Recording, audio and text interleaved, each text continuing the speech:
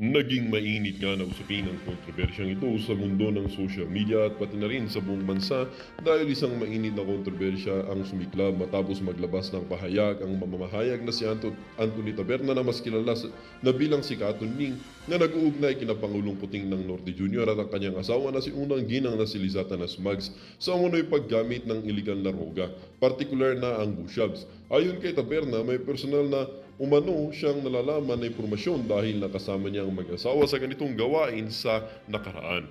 Ang mga pahayag na ito ay mabilis na kumalat sa social media at nagdulot ng malaking alingas-ngas sa publiko. Maraming netizen ang nagbigay ng kanilang opinyon, ang ilan ay naniniwala sa mga akusasyon habang iba naman ay nagdududa sa motibo ng mamamahayag. Ang mga taga-suporta ng administrasyon ay nagpakita rin ng kanilang suporta sa Pangulo at sa Unang Ginang na si Lizata Nasmags, sinasabing maaaring ito ay bahagi lamang ng isang kampanya para sirain ang kanilang reputasyon. Sa kabila ng bigat ng paratang, nananatiling tahimik ang kampo ng mag-asawang Puting hingil sa issue. Maraming nananawagan para sa isang investigasyon upang linawin ang sitwasyon at matukoy kung ano ang katotohanan ba or kung may katotohanan ba ang mga akusasyon. Ang mga isyong ganito ay potensyal na makapagpapabago ng pananaw ng publiko sa kasalukuyang administrasyon. Samantala, pinaalalahanan ng ilang pagsuri na mahalagang mag-ingat sa pagpapalaganap ng impormasyon lalo na kung wala pang malinaw na ebidensya. Ang usaping ito ay nagpakita ng patuloy na hamon sa pagtugon sa mga aligasyon na maaaring makasira sa imahe ng liderato ng bansa. Well, para nga sa kabuang detalye at impormasyon ay panoorin na lamang natin ang buong video. At kung hindi ka pa nakasubscribe sa ating channel ay mag-subscribe ka na para lagi kang maging updated sa mga bago nating mga video at maging aware ka din sa kung anong nangyari sa ating bansa. Muli po, maraming salamat and God bless.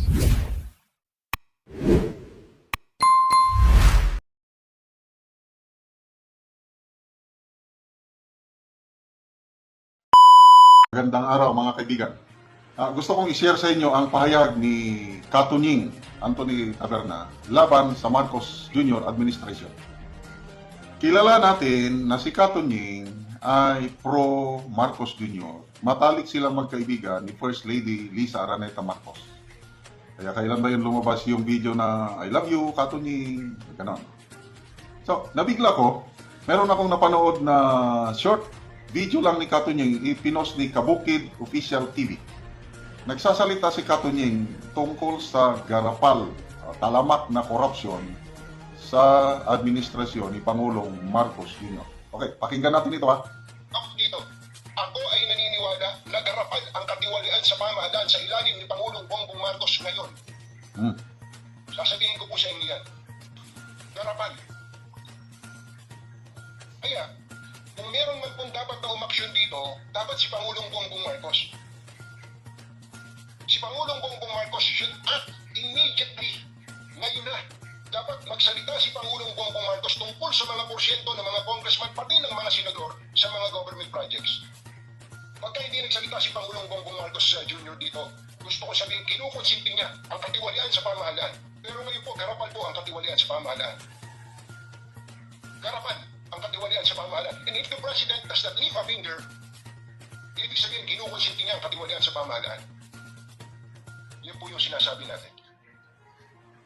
So, nabigla ako. Sabi ko, darating ang panahon na si Katunying magsasalita ng ganito na aatakihin o batikusin ang administrasyon ni Pangulong Marcos Sr. Baka magalit sa kanya si First Lady. Naisip ko rin, baka naman ito AI. Ulitin natin ha, tulungan niya ako kung si Katunying ba ito, talaga bang live siya na siya ba nagsasalita? Ulitin natin. Kung real video ba ito o artificial intelligence? Okay. I-quote niyo po ako dito. Ako ay naniniwala na garapal ang katiwalian sa pamahalaan sa ilalim ni Pangulong Bongbong Marcos ngayon. Sasabihin ko po sa inyo yan. Garapal. Kaya, kung meron man pong dapat na umaksyon dito, dapat si Pangulong Bongbong Marcos. Si Pangulong Bongbong Marcos should act immediately. Ngayon na, dapat magsalita si Pangulong Bongbong Marcos tungkol sa mga porsyento ng mga congressman pati ng mga senador sa mga government projects. Pagka hindi nagsalita si Pangulong Bongbong Marcos Jr. dito, gusto ko sabihin kinukonsinti niya ang katiwalian sa pamahalaan. Pero ngayon po, garapal po ang katiwalian sa pamahalaan. Garapal. katiwalian sa pamahalaan. And if the President does not lift a finger, ibig sabihin, kinukonsinti niya ang katiwalian sa pamahalaan. Yan po yung sinasabi natin. So, ano sa tingin nyo? Original ba ito? Hindi artificial intelligence? Talagang si Katunying ang nagsasalita? Ako sa tingin ko, real video ito. Hindi AI. So, granting na real ito dahil I'm not an expert. Salamat, Katunying. Saludo! Nagising na sa katotohanan and marami pa rin Pilipino na nagmamahal sa sariling bayan. At itong ginawa ni Katunying para sa akin, this is a clear sign na mahal niya ang taong bayan. Mas pinili niya magsalita. Bahalang magalit sa kanya ang Marcos administration. Nagsalita siya kasi ayaw niyang mapahamak ang ating bayan. Yan ang tingin ko kay Katunying. Sana dadami pa ang mga katulad ni Katunying kasi very influential sila. Ilan bang mga followers nila? 500,000 naman siguro ang followers ni Katunying. Maraming. Ano kaya ang reaksyon ng mga Marcos loyalist? Dito sa statement na ito ni Katunying, magbasa ako sa mga comments. Okay, sa wakas, sabi ni Deborah77 Grace. Sa wakas, we heard it from you, Katunying. Thank you for speaking the truth and standing with us. Mabuhay po kayo. Ako, medyo nagiging emotional na ako. Yung mga ganitong pangyayari, napupuno na ang salo. Nagsasalita na. Ted Pailon, very consistent yan. Sino pa yung Rigoberto Tiglao, Malutikia, yung mga journalist, yung DWIZ, mga komentarista, may mga radio station commentators sa Cebu, maraming nagsasalita. Salamat at nagsalita si Katunying. Okay, sabi ni Martin Laway, sabi niya, tama yan, sir. Ang dami. Tama ka, Sir Katunying. Jonard Babit, thank you, sir. I'm glad you are standing for the truth. Para sa bayan itong pagsasalita ni Katunying. Sa wakas, sabi ni Miriam Francisco, sa wakas, Katunying, nagsalita din ikaw. Salamat, tama ka.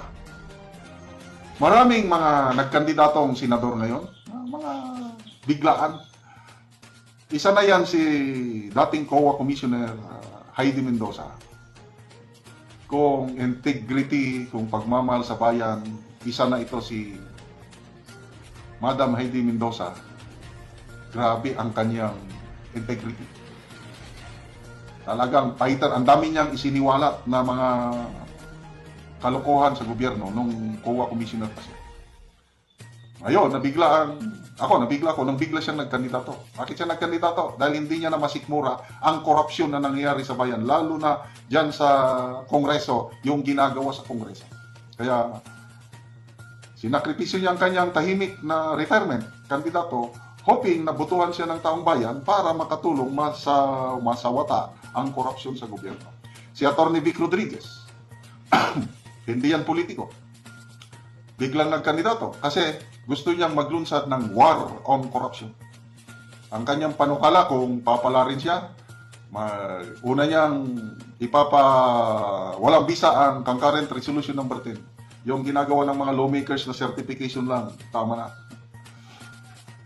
Gusto niyang ng batas na yung plunder, parusan, gurgor ang plunder from 50 million, ibaba niya ng 5 million ang mga government officials na mapatunayan na nangurakot 5 million, gurgor ang penalty.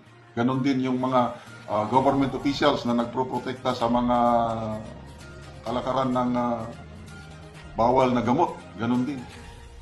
So, nagigising na ang taong bayan sa corruption. Okay. Dami. Jane, KB, sabi niya, greedy and vulture politicians, kawawang Pinas. Dorosan, Dinalin, agree po, Katunying. So, ang daming nagpapasalamat, ang daming pumupuri kay Katunying sa kanya. Okay, Voice of the People is very urgent. So, lumalabas, tunay na video ito, hindi AI. Walang nagsabing AI. Tama naman, nagarapal ang korupsyon ngayon dahil natuklasan na yung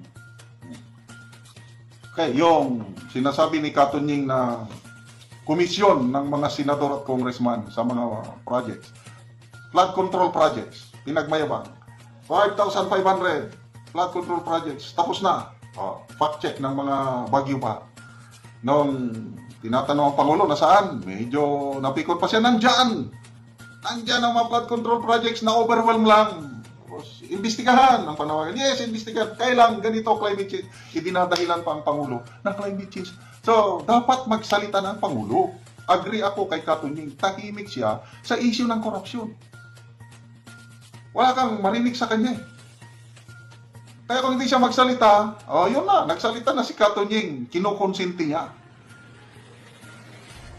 Balik tayo kay Tatay Digong, kung sabi niya, weak leader yan. Hindi niya makontrol yung nasa palibot niya, kaya wala na lang, pinapabayaan na lang. Sana naman, mahal na Pangulo, magsalita na kayo. Importante yung salita ng Pangulo nga itigil. Pag sinabi niya itigil, edi sana susunod tigil. Paano kung may mas makapangyarihang boses sa kanya? Yon ang problema. Again, saludo kay Katunying at nagsalita na laban sa garapalang korupsyon sa administrasyong ito. Ito, pag-usapan natin ng suporta ng mga members ng Iglesia ni Cristo sa Mag-amang Duterte. Nakakatuwa, no? Si Congressman Marcoleta sumugod sa hospital kahapon at talagang pinahayag niya ang kanyang sakit sa loob, sama ng loob. Sinasabi niya walang ginawang mali si Atty. Laika Lopez doon na nagpakita ng suporta. Kanina lang pakinggan ko si Katunying, nagrereklamo na sa talamak na katiwalaan sa gobyerno ng Pangulong Marcos. So, ito na. Nakikita na halos karamihan itong katiwalaan ng gobyerno ito at nagsasalita na ang taong bayan. Okay? So, pakinggan natin itong binyong ito. Tapos magsalita ni Vice President Robin Sweet Showbiz. Kina PBM, Lisa at Martin Romualdez sa kahayubang ginagawa nila ngayon sa Pilipinas, lalong-lalo na sa mga Duterte. Dito siya nakahanap ng kakampi. Tila nagpakita na ng suporta ang Iglesia ni Cristo at ang dating loyalista na si Katunying o Anthony Taberna. Pumaligtad na, kanya ngayong ipinagdidiinan na garapal ngayon sa katiwalian ang Marcos administration na dapat ang unang umaaksyon dito sa mga korupsyon katiwalian ay walang iba kundi ang presidente si Bongbong Marcos. Pero hindi ito nangyayari. Tanging si Vice President Sara lamang ang nagsasalita at kapag hindi ito nagsalita si BBM sa mga katiwalian ngayon sa kanyang administrasyon, pinagdiinan ni Katunying na si BBM ay kinukonsinti ang korupsyon ngayon. Papaano na kaya ngayon ang mga loyalista? Abangan ang buong detalye sa buong video. I still believe in God and I trust that He sees everything happening. I urge everyone, even if you don't support VP in this Duterte, to at least pray for the country. Despite risking her position, VP Sara has become an instrument in exposing the abuses, corruption, and money-making schemes of those who elected into the executive and legislative branches. VP Sara has evidence to support her claims. She is not just a marites making baseless accusations. She is standing up against powerful figures, the seasoned and corrupt Marcos family, the candid Martin Romualdez, and the influential Lisa Araneta Marcos. As a Filipinos, we must remember our strength and resilience. We are not Filipinos for nothing. We deserve better. Some people are diverting the legitimate issues raised by Inday about the corruption and competence issues of Martin Romualdez and BBM by spreading rumors that Inday and Adenis Laika Lopez have relationship. See, kapag walang rebuttal, they divert the issue sa at home instead of addressing the issues. Ang rebuttal ay nag-meltdown daw at may karelasyon, puro at home. Meanwhile, pinapangalanan ni Inday ang mga sangkot ng may tapang at paninindigan, pero yung mga kalaban niya idadaan sa multi-million PR demolition campaign. Idadaan sa media kasi mga duwag. Yung iba nga, nakikipag-meeting pa sa mga kaliwang grupo for his appetite for power and aspiration to become a president. Pero lagapag pa dito survey, expected naman somehow. Hindi nga kayang sumagot ng harapan eh. Narito ang full video ng pagbalik baliktad na loyalista na si Katunying Anthony Tabedna at tila pabor sa mga sinabi at statements ni Vice President Sara na binigyan ng comment at reaksyon ni Mr. Vilogar. Panoorin natin ang buong video. O ano na mga loyalista? O, may loyalistang nagsalita na. Pakinggan niyo to! Itulpi po ako dito. Yan na. Ako ay naniniwala na garapal ang katiwalian sa pamahalaan sa ilalim ni Pangulong Bongbong Marcos ngayon. Galit. Sasabihin ko po sa inyo yan. Loyalista to ha? Garapal. Loyalista to, di ba? Kaya, kung meron man pong dapat na umaksyon dito, dapat si Pangulong Bongbong Marcos. Tama. Si Pangulong Bongbong Marcos should act immediately. Tama. Ngayon na. Tama. Dapat magsalita si Pangulong Bongbong Marcos tungkol sa mga porsyento ng mga congressman pati ng mga senador sa mga government project. Tama. Pagka hindi nagsalita si Pangulong Bongbong Marcos Jr. dito, gusto ko sabihin, kinukonsinti niya ang katiwalian sa pamahalaan. Tama. Pero ngayon po, garapal po ang katiwalian sa pamahalaan. Oo. Sa mga loyalistang nabubula-bula. Sapol. Okay, so sana makarating yung boses ni Katunying sa Malacanang. Ano kayang magiging reaksyon nila? Baka kibit balikat na lang. Sana mag-follow up statement o paliwanag si Katunying tungkol niyan. Nung una, ang ganda rin yung kanyang pahayag, yung epekto ng kampanya ni PRRD laban sa panagbabawal na gamot. Di ba? Ang ganda yung sabi niya na tuminaw ang lugar namin sa Nueva Ecija. Yun ang totoo. Sabi niya, kayo, magsabi kayo, anong nangyari sa lugar nyo? Tuminaw ba? Tumahimik ba? Ayun, nagpatoto si Katunying. Kaya, nandyan yung kanyang pagiging journalist pa rin. Yan ang tunay na journalist. Nakikita niya yung katotohanan at nagsasalita kung kinakailangan. So, sana marami pang susunod kay Katunying na magsasalita laban sa katiwalian. Ano bang ranking natin sa corruption index sa buong mundo? Mababa tayo eh. Out of, correct me if I'm wrong, yung latest na corruption index, out of 160 countries, number 111, 114 tayo. Pati si mismo si Professor Winnie Monson, nagsalita siya na tumitindi ang korupsyon sa ating bansa.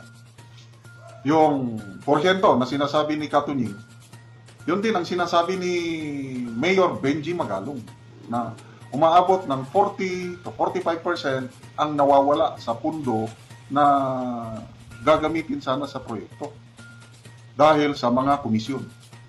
O di ang laking nawala, kaya substandard ang mga proyekto, lalo na sa mga flood control projects. So, ang Pangulo naman, sabi niya, nandyan man yung mga flood control projects na overwhelm lang. So, timing itong panawagan ni Katunying. Sana nga, gumalaw na ang Pangulo, magsalita na. Magsalita na tungkol dito sa korupsyon, yung talagang seryoso ba? Kasi, may narinig akong pronouncement niya sa isang seremonya, I think, in Batangas, nagbigay siya ng mga ayuda. Ano lang siya? Dapat, sabi lang niya na, maging high standard ang mga proyekto. Ano lang, salita parang kulang sa dating. Namimiss ko yung panahon ni Tatay Digong na yung may dating sana yung yung may gulat, may fear factor. Yung kabaitan ng Pangulo, yun kung minsan nagiging weakness niya. Sobrang mabait ang Pangulo na to a point na wala na lang yan. Pinabaliwala na lang, tuloy lang ang ligaya. So, kailan kaya magsasalita ang Pangulo laban sa korupsyon? Maaasahan ba natin? O tahimik lang? Meron ding nanawagan kanina, isang Pinoy sa United Kingdom. Panawagan naman ng vlogger na ito, bagong vlogger, na magsalita ng Pangulo, ipatigil niya yung mga congressman, ipatigil na ang mga investigasyon sa Quadcom, sa Blue Ribbon, sa Kongreso, ipatigil na kasi yun ang punot dulo. Bakit nagsasalita na si BP Sara, frustration, nahi-headline na daw tayo sa London, yung BBC.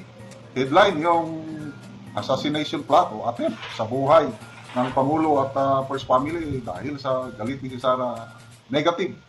Negative ang image natin sa bansa dahil sa nangyaring kaguluhan sa politika. At ang panawagan ng mga taga-London, magsalita ang Pangulo at ipatigil. Kasi pag tumigil ng mayan, huhupa ang political tension sa bansa At hopefully, mag-focus na lang sila sa pagpapaunlad sa ating bansa, hindi yung ganyan nag-aaway-away. Again, salamat sa suporta ng mga Iglesia ni Cristo, lalo na si Congressman Marcoleta at Katunying. Ako ay naniniwala na garapal ang katiwalian sa pamahalaan sa ilalim ni Pangulong Bongbong Marcos ngayon. Pagka hindi nagsalita si Pangulong Bongbong Marcos Jr. dito, gusto kong sabihin, kinukonsinti niya ang katiwalian sa pamahalaan. Dapat magsalita si Pangulong Bongbong Marcos tungkol sa mga porsyento ng mga congressman pati ng mga senador sa mga government projects.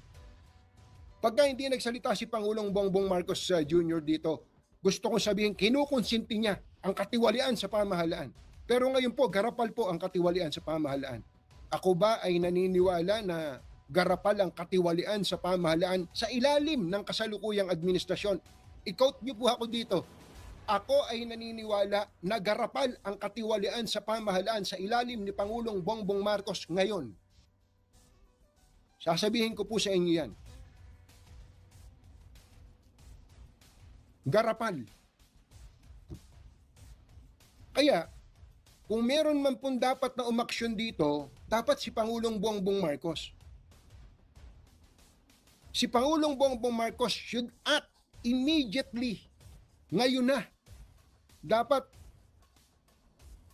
magsalita si Pangulong Bongbong Marcos tungkol sa mga porsyento ng mga congressman pati ng mga senador sa mga government projects. Pagka hindi nagsalita si Pangulong Bongbong Marcos Jr. dito, gusto kong sabihin, kinukonsinti niya ang katiwalian sa pamahalaan. Pero ngayon po, garapal po ang katiwalian sa pamahalaan. Garapal ang katiwalian sa pamahalaan. And if the President does not lift a finger, ibig sabihin, kinukonsinti niya ang katiwalian sa pamahalaan. Yan po yung sinasabi natin.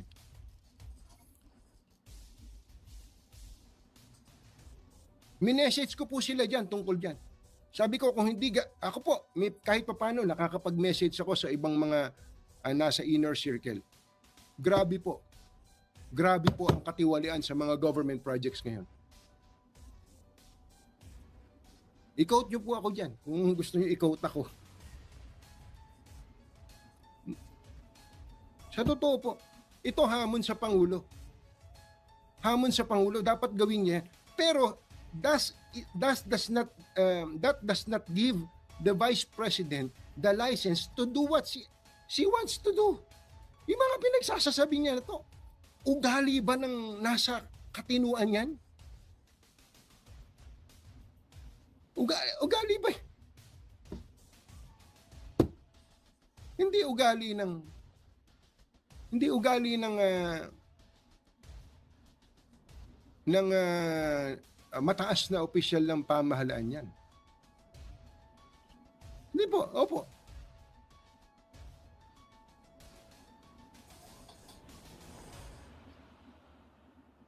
Ako yun lang, ito, usapan na itong, usapang diretsahan. Tantanan nyo na yung pagbili-bili ng mga projects. Panahon pa ni, alam ni Pangulong Duterte to, panahon pa niya. Yung mga kongresista, binibenta nyo yung mga projects. At nagpatuloy ito ngayon. Pagka hindi po nilubayan yan, ito pong mga bili-bili ng project na yan, maniwala kayo, we are going to the dogs.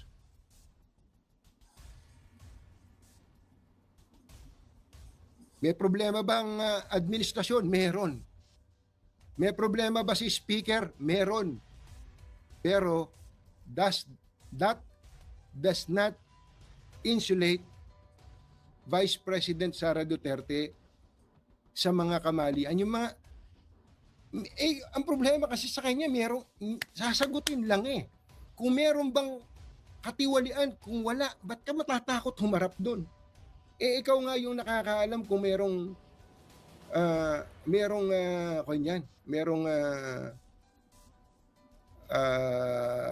katiwalian yan o wala. Saka naman nakakita. Apat na withdrawal ng 125 million each, kalahating bilyon. Sabihin nyo, hindi nyo alam kung yung mga papel na hindi dumaan sa inyo. Hindi po ba?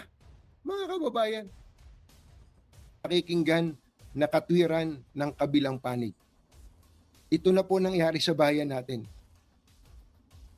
Ito na po nangyari sa bayan natin, mga kababayan. Opo, yan na po nangyari sa bayan natin ngayon. Kawawa po itong bayan natin. Na-polarize tayo dahil sa mga leader na iniidolo ng karamihan. Hindi po ba? Ako, ang pangarap ko, matagal ko na itong pangarap. Sapagkat naniniwala ako na tama yung ginawa ni Senator Ping Lacson. Matagal ko ng pangarap na sana ay tanggalin ang diskresyon ng mga mambabatas, congressman at senador sa paggawa ng proyekto, sa bidding. Ewan ko lang kung may tumakbo pang congressman at kung may tumakbo pang senador. Tanggalan po ninyo ng diskresyon ang mga mambabatas natin sa pagturo ng mga project, pagturo lalo na ng mga kontraktor na gagawa ng project. Pagka po ganun, ewan ko lang kung may tatakbo pang congressman at senador.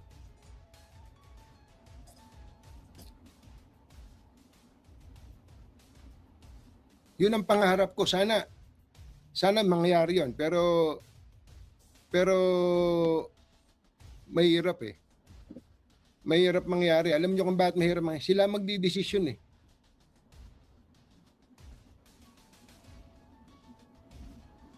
Yun ang problema natin, mga kababayan. Parang, di ba? Parang kaya tumatakbo ngayon ng mga mababatas, gustong maging congressman,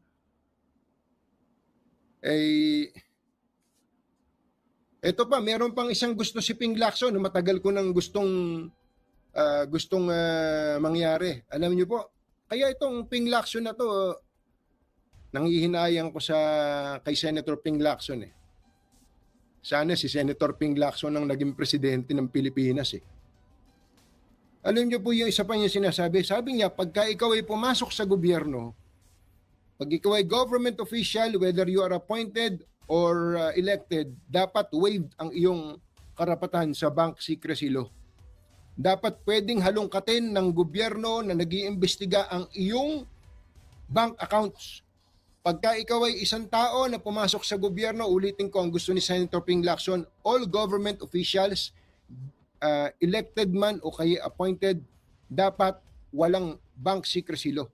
Kung gusto po nating matigil tong katiwalian sa pamahalaan, kung gusto nilang matigil ang katiwalian sa pamahalaan, ano po yung dalawa lang muna at marami pa namang iba.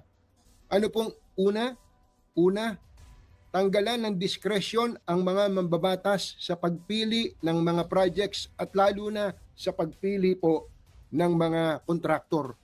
Hindi nila trabaho yon. Number 2, dapat pag opisyal ka ng gobyerno, gaano mang kataas ang posisyon mo sa gobyerno, gaano mang kababa ang posisyon mo sa gobyerno, dapat waived ang iyong karapatan sa bank secrecy law. Dalawa lang. I support that 100%. Opo.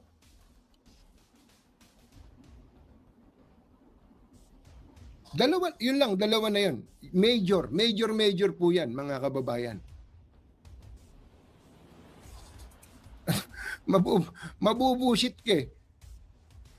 Ang problema ngayon, contractor mismo, congressman eh. Oo.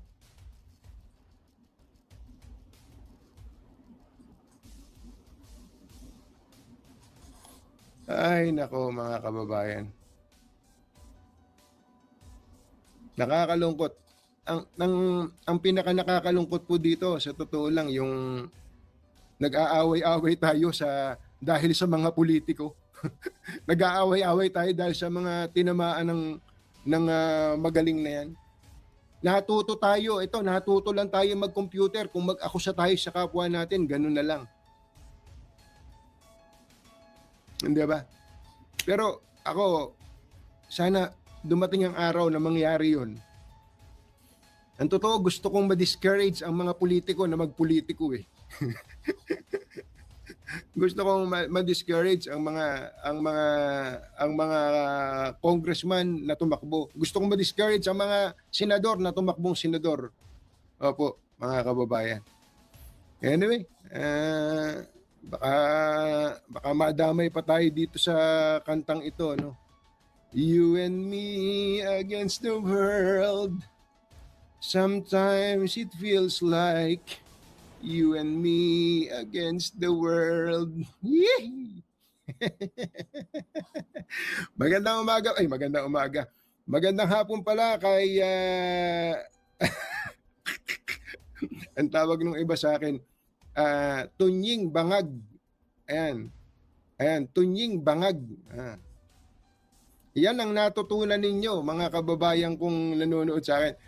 Yan ang natutunan nyo ngayon. Ang natutunan nyo, maging parot. Ano, yung parot. Ang tawag diyan paroting. Yung bang ginagaya, yung ginagagad lang yung iba kahit hindi nag-iisip. Ano po? Ano? Ginagaya lang yung opinion ng iba, hindi naman nag-iisip. O marami tayong mga kababayan. Ang tawag diyan tanga. Mga tanga nating mga kababayan. Yun ang problema po sa lipunan natin ngayon. Yun ang nakakalungkot. Okay, mga kababayan, mag-ingat po kayo. Mag-ingat po.